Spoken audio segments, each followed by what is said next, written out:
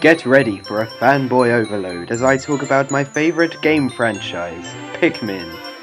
Back in the early noughties, my parents got me a Nintendo GameCube. Thus my life of bumming Sony and Sega came to a close, as I started playing gems such as Super Mario Sunshine, Luigi's Mansion, Super Smash Bros. Melee, and The Legend of Zelda, Wind Waker.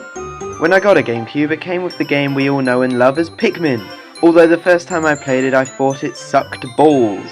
Mostly because I didn't want to control an army of deadly warriors, I wanted to clean. Although putting my stupid prepubescent mind aside, I came back to Pikmin with a clear mind. And oh man, that mind was blown sky high. Now witness as I make you feel old, as this game came out in 2001, over a decade ago. Now while you're wiping that tear away and thinking about what you've achieved in your life, I'm going to dive into the game's story. The story starts with a beautiful cutscene of our protagonist, Captain Olimar, flying through space when suddenly he hits into a meteorite. Crashing into meteorites has definitely become a thing on this channel. ToeJam&L, I'm looking at you. But as Olimar plummets towards the planet, you see his ship parts blasting off his ship, scattering across the world. The last thing to go through Olimar's mind would probably be something like, "This is how I die." After surviving a high-speed drop from space, without breaking a single bone in his body, Olimar awakens to discover that his ship, named the Dolphin, which is probably a nod to the GameCube's code name during development, has been totaled, and you have 30 days to repair the Dolphin to its rightful state before Olimar runs out of oxygen and bites the dust. While exploring this derelict area dubbed the Impact Site, you come across a thing, which Olimar names the Onion because of its shape. The onion craps out a little seed which quickly grows into a Pikmin that follows and obeys every order Olimar gives it. Lucky really. Thus Olimar's thirst for power begins. After a jolly time increasing the number of bloodthirsty soldiers to our arsenal, you move a box and hey presto, your engine is lying on the ground still running. You then order your slaves to carry it back to the Dolphin, which absorbs the part and upgrades, allowing for flight and unlocking a location named the Forest of Hope. This is all very nice, be it a bit coincidental. Some would say Olimar is pretty unlucky hitting into that meteorite, but personally, I think that he's the luckiest son of a gun around. Acquiring an army within seconds of being on this planet, most could only dream of such luck. But now we have our main objective, and have been introduced to the Pikmin. I think it's time to go over the Pikmin. There are 3 different types. Red Pikmin, which have more attack power and can withstand blazing fires. This is perfect for fighting enemies such as fiery blowhogs.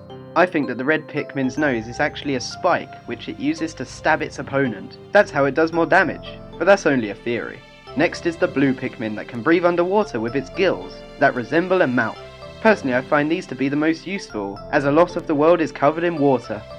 Finally, we have the yellow Pikmin, who of which uses their ears to gain more airtime, allowing them to be thrown further and higher than blue and red Pikmin. They also contain the power to wield bomb rocks, which are used to take down metal walls that block your path. Bomb rocks can also be used to take down enemies quickly. For example, I like to use bomb rocks on pearly clams, as they're very time consuming and tedious to fight normally. I'm talking a lot about using these Pikmin to fight. Well, when you send an army into war, 9 times out of 10 there's probably an opposing side.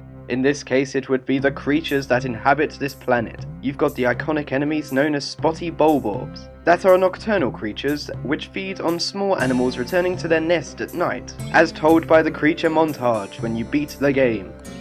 Another enemy I want to point out are the dwarf bulborbs, which you'd think would be part of the bulborb family, but are actually a species of breadbug. Spotty bulborbs are members of the grubdog family, home of obvious species such as spotty bulbears, emperor bulblex, and water dumples? I'm not even gonna go there. One creature that has plagued my childhood and many others who have played this game is the wollywog. Wollywogs are part of the Amphituber family, which are frog-like creatures.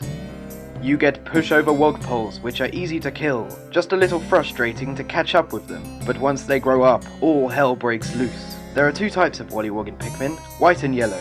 White wollywogs attack more frequently, and due to living in dark, unlit caves, they have lost their natural colour. Yellow wollywogs are taller versions of its white counterpart. They live near huge bodies of water. Although different colour and size, both attack in the same manner, by jumping up high and crushing their foes on impact. While wandering around trying to obtain every ship part, you will come across boss battles in each zone. These fights vary from being the easiest enemy in the game to being damn right challenging. The armoured cannon beetle may look threatening at first, but once you get the technique down of killing this sucker, you realise they're one little bitch. In the third area, known as the Forest Navel, you'll fight two unique bosses. The first would be the Puffstall. This walking fungi has one of the most vicious attacks in the game, which can be devastating on newcomers to the Pikmin universe. Puffstalls blow out a purple cloud of spores, that if touched by a Pikmin they will instantly turn into Mushroom Pikmin, who of which are under the control of the Puffstall. Mushroom Pikmin will attack Olimar. They're possible to take down with only one hit by a normal Pikmin. The other boss that resides within the Forest Navel is the Beady Longlegs. This giant spider-like creature to this day makes me jump when it falls down upon you like an anvil. Yellow Pikmin are recommended for this fight as you need their increased throwing distance to ice this fall. There are a lot of other bosses like the Burrowing Snagrit, Goolix, and the Mamuta.